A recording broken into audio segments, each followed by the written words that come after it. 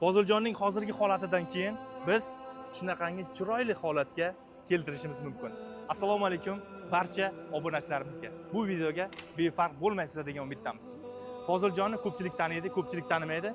Biz 2 yildan beri operatsiyalarni o'tkazib kelyapmiz. Ya'ni Foziljonni bunaqa bo'lishiga sababi avariyada shunaqa holatga kelib qolgan. Ya'ni mashina tagida qolib ketib, yuzlari majaqlanib ketgan. Biz birinchi, ikkinchi operatsiyalarni muvaffaqiyatli amalga oshirdik va hozirgi bo'ladigan 3-operatsiyasida, ya'ni plastik jarrohlik amaliyotida sizlardan yordam so'ramoqchimiz. Operatsiya pul miqdori $10,000 ni tashkil qiladi. Pastda turgan kartalar o'zlarining onalariga tegishli kartalar hisoblanadi.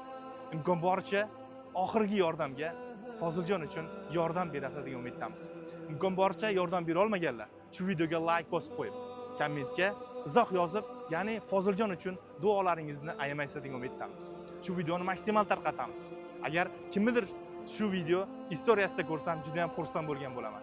Kanalimizga obuna bo'lib qo'yib, Foziljonning hayotini kuzatib boring. Xudo xohlasa, sizlarning ishonchlaringizni oqlaymiz. Hammalarga katta rahmat, kuch birlikda mencha yerda oxirigacha yonlaringizda emmangizlar, hammalardan Alloh rozi bo'lsin. Hamisha sog' bo'lingizlar. Misol uchun doim duodaman. Kuch birlikda hamisha bardavom bo'lib turingizlar men uchun. Sog' bo'lingizlar. Xayr.